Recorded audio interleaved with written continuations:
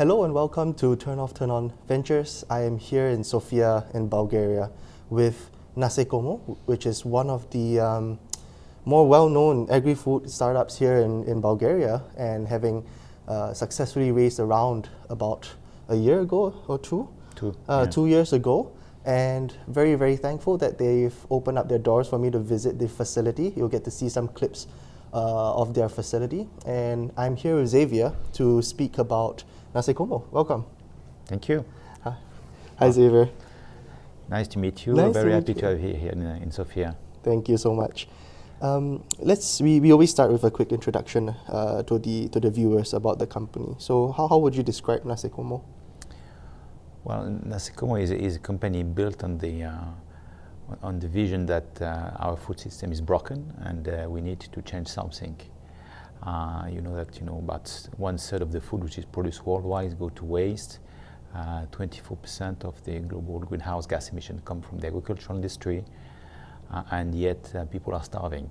And we're getting 8 billion people yesterday. In 20 years, 10 billion people. So we need to do something. And by reviewing and thinking a lot and reading a lot, we find out that insects could be the missing link into the food chain and to help close the loop of a circular economy, because insects actually can be used to recycle or upcycle co-product from the agro-industry, and they eat this and they grow very quickly, and then you can use insect to feed other animals. The regulation varies from country to country, but region to region, I would say. But in Europe now, they have quite wide range of application for food, for insect. Fantastic. The term circular economy, closed loop, is used very much in the agri-food space because we want to try to get as much of agricultural byproduct and not waste that nutritional value. At Nasekomo, how would you describe the input material and what are the output products? Yeah. So what we're trying to do is to source input material from agro-industrials, for example, breweries. So breweries have two types of waste, what they call waste or co-products. One is the brewer spent grain, which is the result of the brewing process, and the other one is the spent yeast. And both products are very good nutrient for insects. And the way we are looking at developing our model is to have what we call a hub and spoke model, whereby we want to have bioconversion facilities. So bioconversion facility is the one where you do the magic happen. You take the co-product from the breweries, for example, and these products that I mentioned are wet products, so they can't be transported very far away, or it's very costly and very inefficient and very bad impact on the planet. So you have to be very close. Ideally, you have a pipe getting out of the brewery, and these pipes will bring their co-products into our facility. And in our facility, as you've seen downstairs, we have this huge machine, which we call our own Airbnbs, which is the bioconversion units. And you mixed the young larvae, we call them the seed larvae, with the substrate, and 7 days later you get the big larvae. So fun fact that the larvae grows 10,000 times in 10 days. From the 1 day, what we call the 1 day old larvae, to the 12 days old larvae. At 12 days it's harvesting time, so we collect the larvae and the substrate, we separate them, and we get today 3 main products. The first product is our own co-product, is called the insect frass, which is the residues of the process, and today in Europe it qualifies after treatment as a organic fertilizer to be used in the agriculture mainly. And today with the war in Ukraine, there's a lot of demands for this kind of products. So we have pre-orders for lots of our quantities. What's the form factor of this frass? Is it wet, dry? It's wet when it comes out of the processing facility. You have to treat it for 1 hour at 70 degrees. Basically to kill any kind of microbes which should be outstanding in it. And then it's not really dry, but you can use it to put on the field. So just like that, you can pack it and send out to farms. if you want to pack it, you need to go to the next step, which would be really to dry it and put it like pellets, and that's a different process. Our vision today is more to work with fertilizer manufacturer that are doing organic fertilizer, and that will be an ingredient, and they had other stuff inside, and they make it like a very strong product. I see. Okay.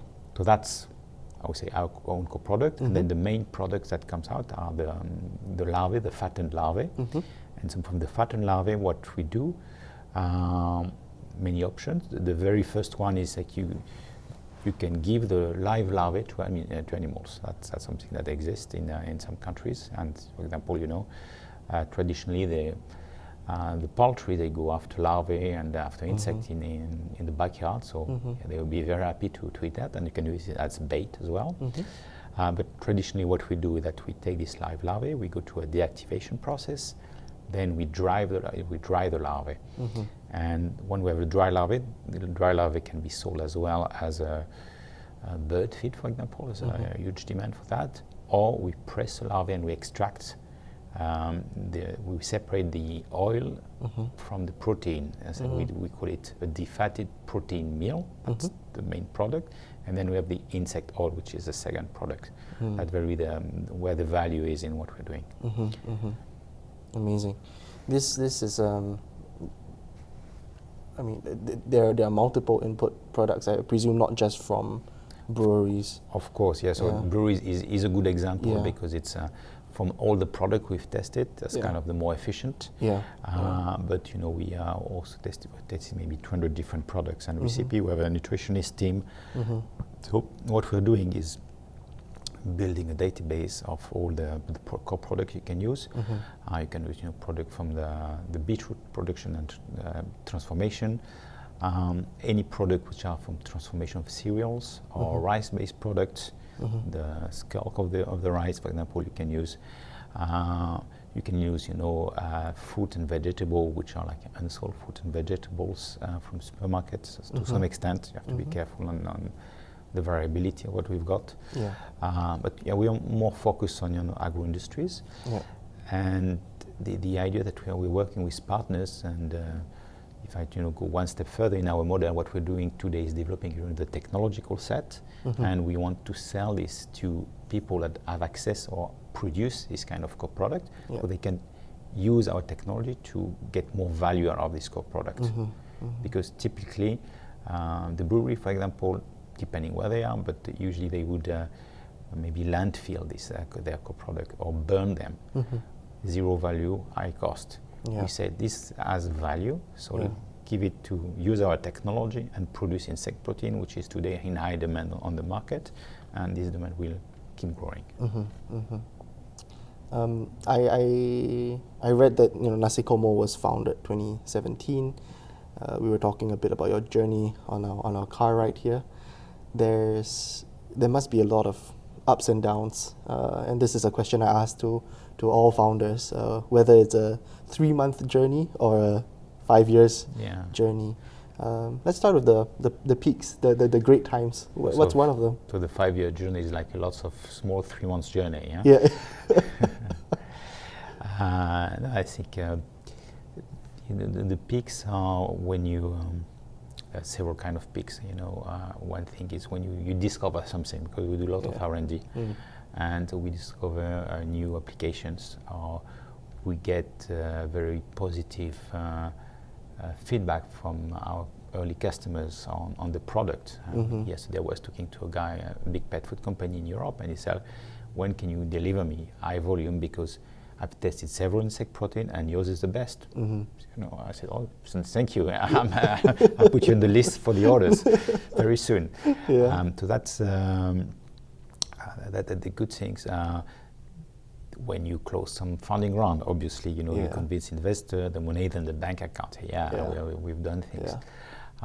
When you find that your model is interesting and attracting people, that I would say the kind of the peaks. And going to the through is, it's long. It's a long journey, and My previous businesses were in the service industry where things move very fast. Here I discovered that in industry it's different, and in service you can implement a new process and something, it's a matter of weeks. Here it's a matter of months or years.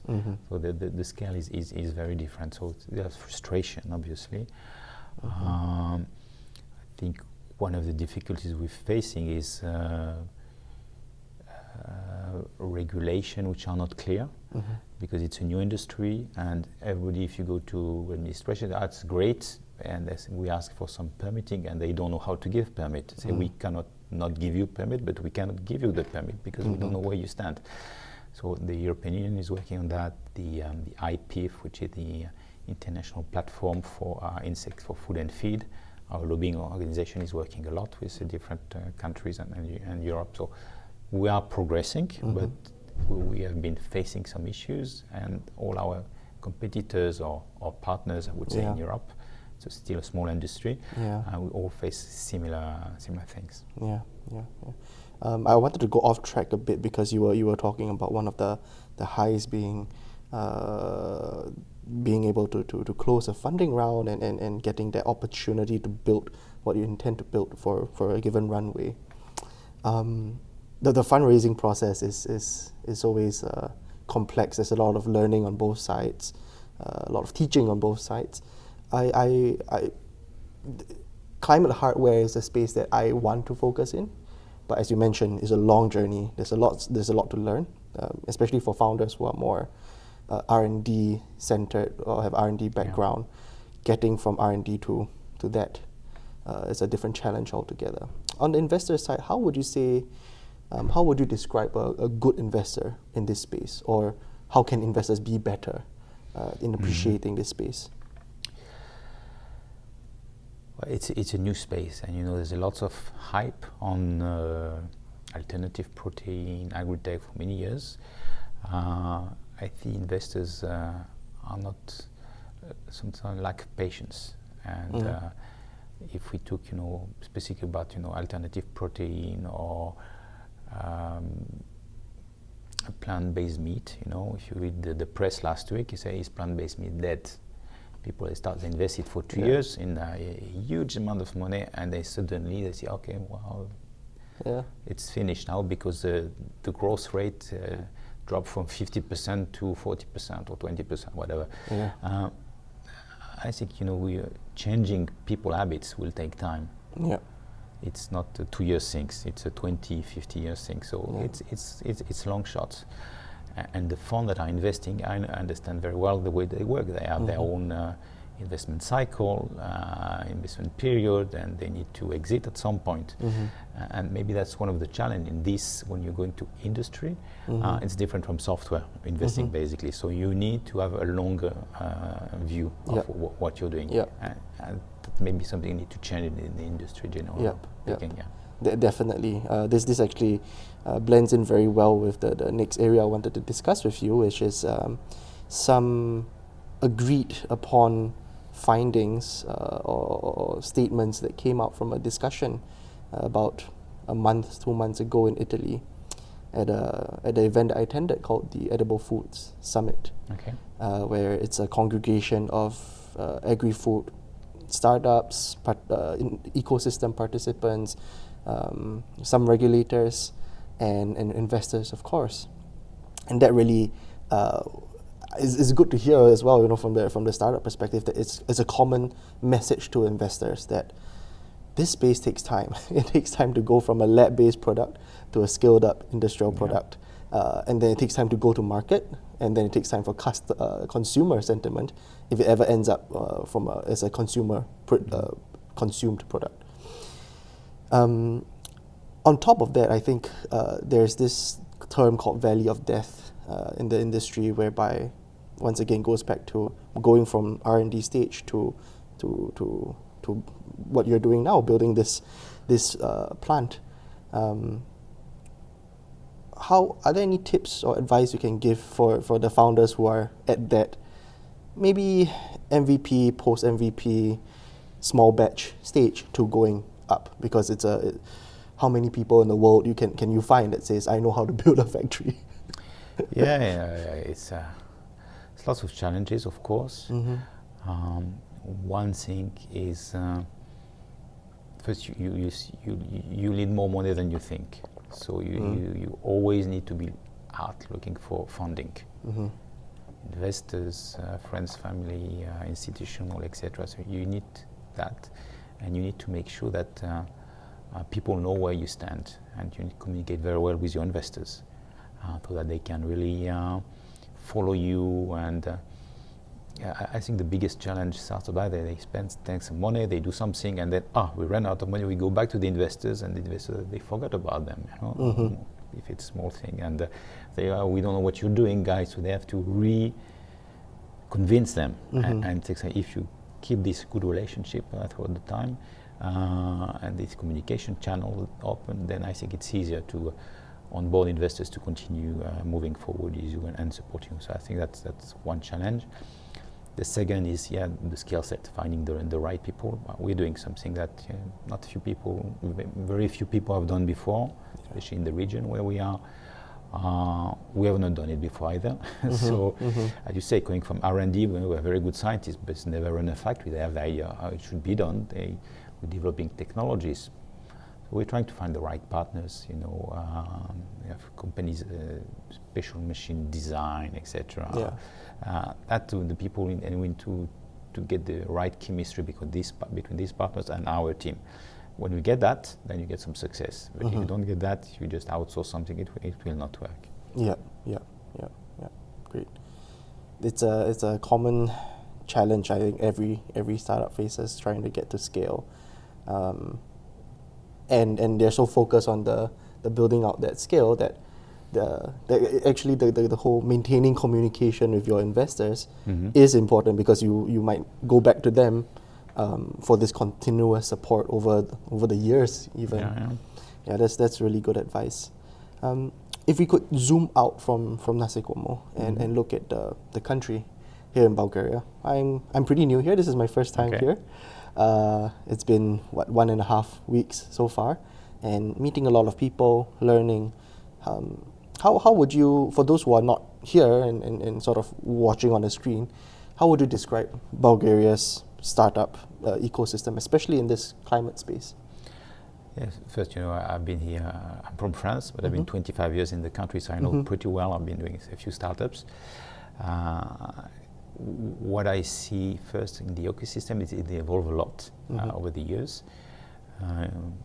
Our first startup 10, 12 years ago, it was very hard to find anybody willing to finance. There was no VC fund, did not exist in the 2003-4 years, or very much at the start. I think we get some investment from a local Greek fund that was set up in Bulgaria, with a Bulgarian branch. That was the very, very first fund.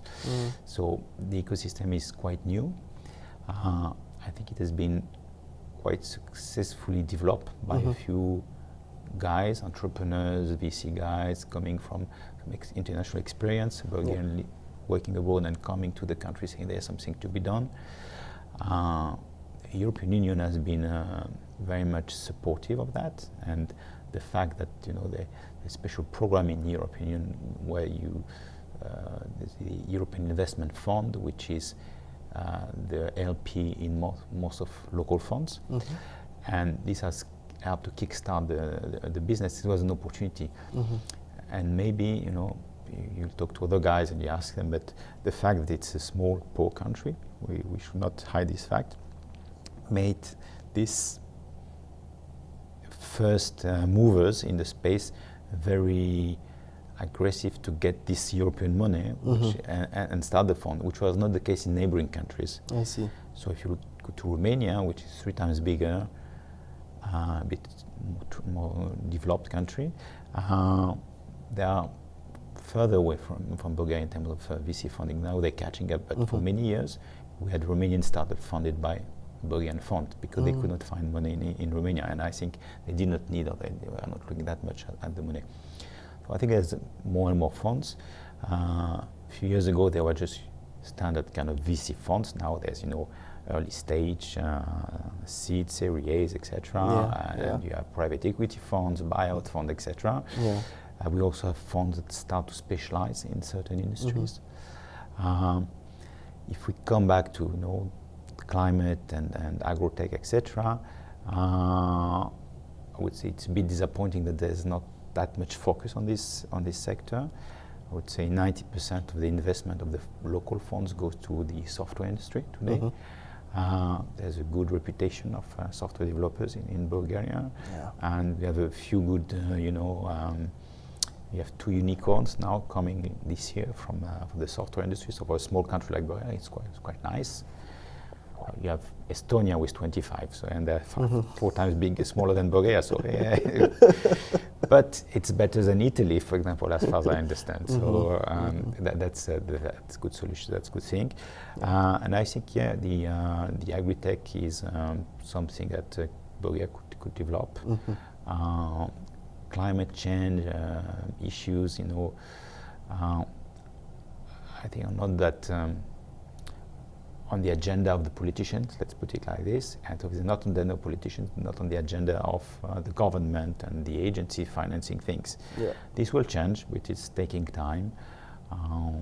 The resilience fund given now by the European Union, insist on putting together circular economy models, investing in climate change technology, etc. So there will be some change, but it's not yet here. And definitely, Bulgaria is as far away from Western Europe on these things. If we look just at the insect, I would say, sectors, our competitors in France have raised more than 1 billion euros. Here in Bulgaria, we raised 4 million euros so far, and so that's a huge difference, and that's not helping the region. I think the region, there's strong agricultural, practices here. There's good potential for agriculture, whether Bulgaria, Romania, Serbia, and something could be done to improve the productivity, working more on these technologies. Great. Well, I wanted to close off with something exciting, something encouraging. What's most exciting for you, for Nasekomo going forward? What's next? I think what's exciting for us is the business model that we've developed, whereby we want to create a hub and spoke model. We want to develop an exponential model. Our business plan is very easy. We want to have 100 factories in 10 years. So that looks a lot, but it won't be our factories. That will be bioconversion plants owned by our partners. So we're developing a network of partners, a franchising model. And what we really think is that this exponential growth that we are planning, the way we are planning it, will have a huge impact on the planet. And a fun fact, if you want, on the capacity of the black solar fly, the intake we are looking at, I mentioned that it grows 10,000 times in 10 days. One female can lay up to 1,000 eggs. The life cycle is about 40 days. So if you combine all this, you would see that with just 250 days, starting from 2 flies, you could get enough larvae to eat all the, let's call it, wasted food on the planet every year. In 250 days? In 250 days, you'll produce enough flies so they can eat everything. Wow. The potential is huge, and that's exciting. And that's exciting. So I didn't mention, but we are working, for example, on genetic selection to improve the strain of the flies, to be able to transform different kind of co-product streams. We work on technologies, and now we are starting to work as well on leveraging, AI, through machine learning, to make our process even more efficient. Our vision in the future that our 100 factory will be remotely controlled by robots and managed by robots, as you've seen downstairs. But also we will have the team of AI engineers working on that. And we're working now with international company, and they understand what we're doing. So we'll be very excited once we sign partnerships with big players, as you've seen around here. Well, there's a lot to look forward to in the next 10 years, and hopefully I'll be back here in Sofia, if not at your other hub and spoke Well, locations. maybe in Singapore. We can Or do maybe something. in Singapore as well, yeah. Definitely. Yeah, thank you so much for your time, Xavier, and bringing me around this place. I really appreciate it. You're welcome. All right, thank you. Thank you.